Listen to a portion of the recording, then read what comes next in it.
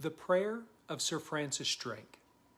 Disturb us, Lord, when we are too well pleased with ourselves, when our dreams have come true because we have dreamed too little, when we arrived safely because we sailed too close to the shore. First, let me apologize as a church leader and Bible teacher that we might not have taken you into deep enough waters. I'm sorry if we've been more concerned with our comfort and as a result have settled to sail too close to the shore. I have recently been disturbed after spending most of my life complacent, apathetic, and contented with a traditional interpretation of Scripture that reinforced my bias for male-dominant leadership.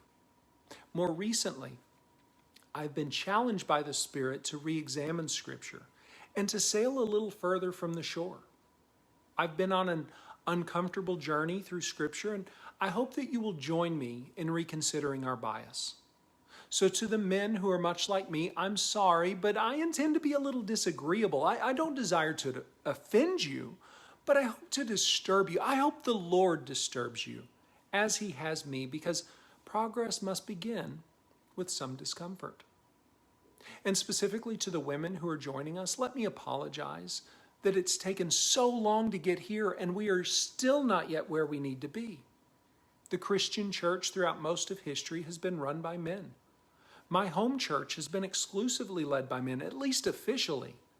Women have been encouraged to volunteer, to run the nursery, to teach the children, but women have mostly been asked to just sit quietly in a role of submission.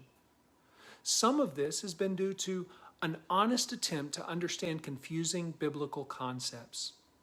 But I believe some of it is due to a mishandling and misapplication of Scripture, a misunderstanding rooted in tradition and comfortable complacency. So to the women of our church, and especially the young women that we may have misled, let me apologize. I'm sorry. I'm sorry that we've been too well pleased with ourselves and haven't elevated you to your rightful place of co-regency.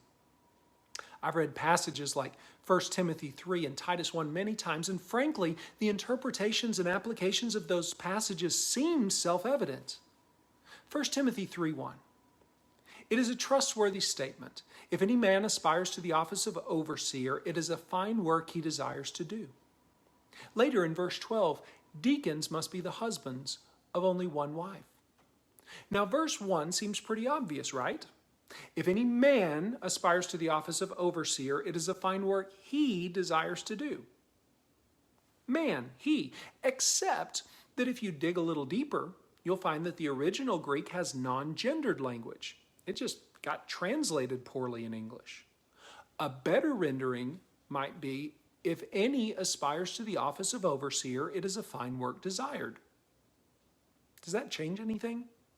Does that challenge you? Does it make anyone uncomfortable? Well, not really, because right after the opening, verse 2 says that an overseer must be the husband of one wife. And then it's repeated that a deacon must be the husband of one wife. So clearly, an overseer or a deacon must be a man, because a woman cannot be a husband. And there's no fancy Greek trick to get around that one. So case closed, an elder, overseer, or deacon must be a man. Except there's only one deacon that's specifically mentioned in the Christian Bible. And her name is Phoebe. So maybe this is all a little more complicated. Maybe this discussion requires a more nuanced approach. We may never fully understand the depth of complexity within these and other scriptures, but maybe it's time to give them more than just a cursory glance, interpret them through more than just tradition. But having given my apologies to all parties involved, let me now defend the church as one of the few ancient organizations that actually embraced women as equal partners of equal value, at least in theory, if not always in practice.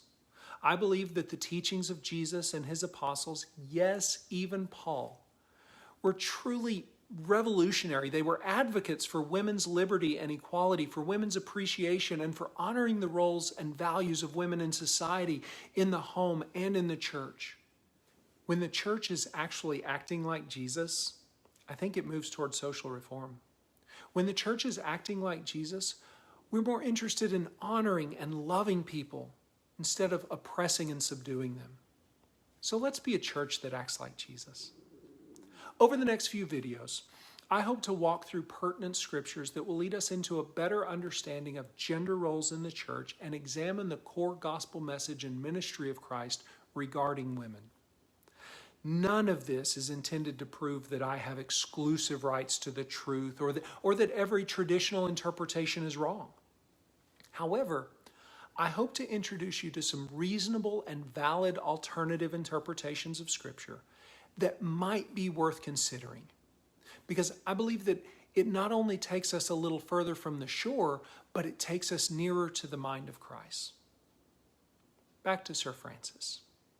Disturb us, Lord, to dare more boldly, to venture on to wider seas where storms will show your mastery, where losing sight of land, we shall find the stars.